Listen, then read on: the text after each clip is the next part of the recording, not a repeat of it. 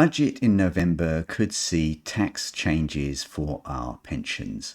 So what might they be and what can we possibly do about it?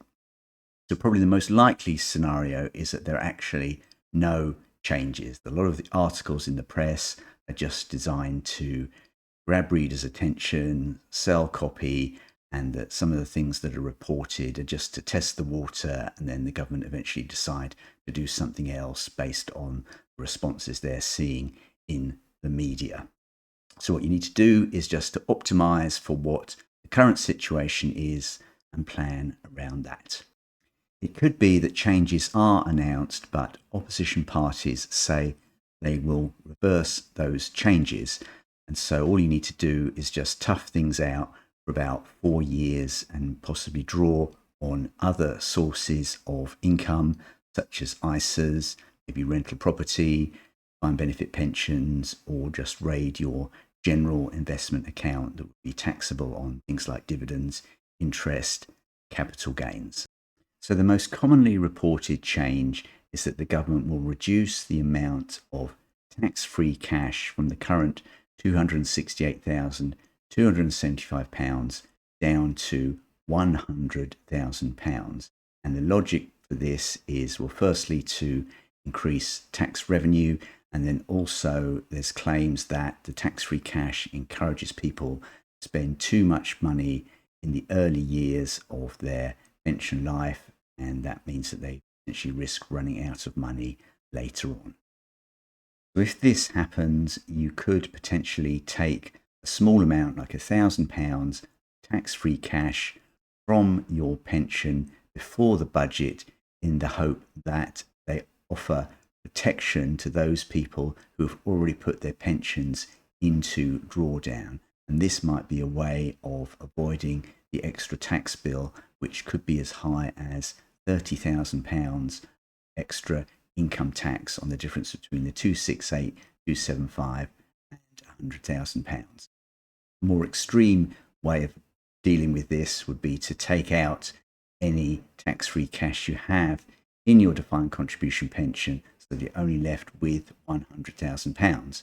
And then for that money, you could maybe pay off a debt like a mortgage, you could spend it, you could gift it, you could put £20,000 into your ISA. And then if you've still got money left over, you could hold money in a taxable, just general investment account. If you buy low coupon UK government bonds known as gilts, these have no capital gains tax, and because the interest is minimal, sometimes as low as 0.125%, then potentially you won't get much or any of a tax bill on that interest either. Or finally, you could move money into gold sovereigns, physical coins of the realm. These have no capital gains tax, no VAT on them. The only risk is that you could be liable to income tax if you become like a dealer in gold coins, but we don't want you doing that. You'd have them as like a long-term hold, and hopefully they're a good diversifier in your portfolio, albeit at the risk of them being stolen. It feels like the government have been listening too much to Morrissey, and they hate it when their friends become successful, so the government decide to tax them. I really at times want to burn my money like the KLF rather than give it to Rachel thieves. The budget could signify the end of the triple lock on the state pension, where pensions grow by the maximum of earnings, consumer price inflation, or 2.5%.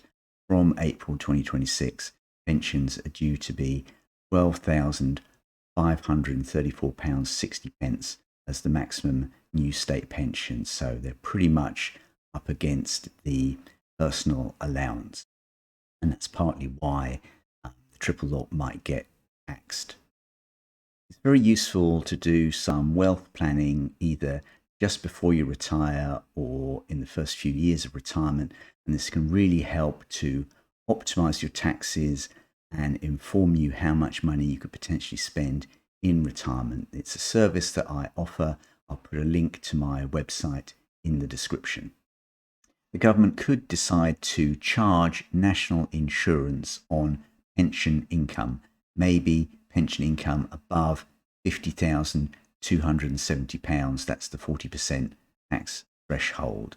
This would be a little bit controversial because some people have already paid national insurance on the money that they put into their pension, and then others haven't, if maybe they've done some sort of salary sacrifice. But a small tax on pensions is going to be quite difficult to avoid and quite difficult to really do anything about. So it'd be a bit of a stealth measure. The government could limit tax breaks on those putting money into a pension that could give relief only at the 20% level and not at 40% or higher. This would immediately boost government coffers, and if you thought it was going to happen and you did want to put money into a pension in this tax year, you should maybe look to do it before the budget. It's a shame there is so much speculation around the taxation of pensions, because pensions are meant to be a long-term vehicle where you do quite a lot of detailed planning around them. And if you would like to do more planning around your wealth in retirement, then take a look at my retirement calculator.